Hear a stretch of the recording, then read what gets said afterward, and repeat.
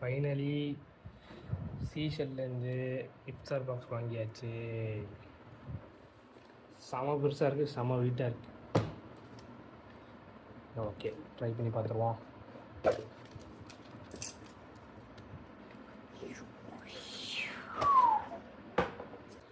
இது ஷவர்மா ரோலா? பக்கம் அப்படி தான் இருக்குது. ஷவர்மா ரோலே தான். ஓகே, சாப்பிட்டு ட்ரை பண்ணி பார்த்துட்டு சொல்கிறேன் எப்படி இருக்குன்ட்டு. இது மிளகா பஜ்ஜி, இது வெங்காய பஜ்ஜி, வெங்காய பக்கோடாவா, சமோசா, சிக்ஸ்மலன் ஜூஸா, எல்லாத்துலேயும் வந்து கண்ணா பின்னா நிறையா போட்டு வச்சுருப்பாங்க ரோஸ் கலரில். இதில் எதுவும் சிம்பிளாக இருக்கே, ஃபில்ட்ரு பண்ணியிருப்பாங்களோ? அதில் ஜூஸ் தானா? சரி, ரைட்டு. ஓகே, ஃப்ரூட்ஸ் வழக்கம் போல் ஒரே ஒரு டேட்ஸும் வைக்கிறாங்கப்பா எல்லாத்துலேயும். இது some salads, cucumber, carrot. Okay. இது ஏதோ சாஸு, சட்னி சாஸாக தான் இருக்கும். இது நோம்பு கஞ்சி. Okay, minus. இல்லைடா, புதுசாக இருக்குது. கேக்கு, குலோப் ஜாமுன் 2, தண்ணி பாட்டில். எது பெயிலேவா? பெய்லி புதுசாக இருக்குது. குபூஸ், அப்பா, குபூஸ் வித்து பார்பிக்யூ சிக்கன். பரவாயில்லையே, டிஃப்ரெண்ட்டாக இருக்குது. சரி, தொடச்சுப்போம். சீசலோட சம் கிரேவி, சிக்கன் கிரேவியாக தான் இருக்கும். அப்பா, அதுக்கு அடியில் ஏதோ ஒன்று ஒழிஞ்சிட்ருக்குப்பா. இது வந்து ஹலீமு. ஓகே, இது என்னது? பிரியாணி. சிக்கன் வச்சுருக்காங்க. இதுலேயும் மட்டன் இல்லை, ஏமாற்றிட்டாங்க. வைக்க இடமே இல்லாமல் பெரிய டப்பாவை போட்டுடலாம் போலையா? இன்னும் இவ்வளோ இடம் இருக்குது. இது என்னது?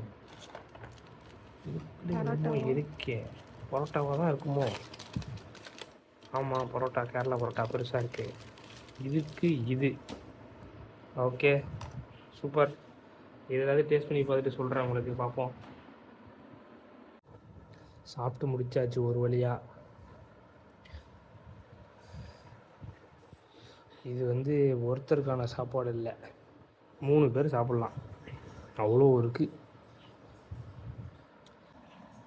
இது வந்து மட்டன் கிரேவி. மட்டன் இல்லைன்னு சொல்லிட்டு இருந்தால, ஆனால் இது வந்து மட்டன் கிரேவி. ஒரு மாதிரி புளிப்பாக இருந்துச்சு, நல்லா இருந்துச்சு, சாஃப்டாக இருந்துச்சு. இது மட்டன் மந்தி. ரைஸ் வந்து இங்கே வர ஒழுங்காக வேகலை, அது காமிக்கிறதுக்காக தான் எடுத்து வச்சுருக்கேன். ஆனால் நல்லா இருந்துச்சு டேஸ்ட்டு, மட்டனும் நல்லா இருந்துச்சு. இது வந்து ஒன்று வச்சுருக்கோம், ஒன்று சாப்பிட்டாச்சு, நல்லா இருந்துச்சு. இது வந்து ஒரு மாதிரி ரவையும் தேங்காயும் கலந்து ஒரு மாதிரி ஸ்வீட்டு, நல்லா இருந்துச்சு. இது வந்து நோம்பு கஞ்சி.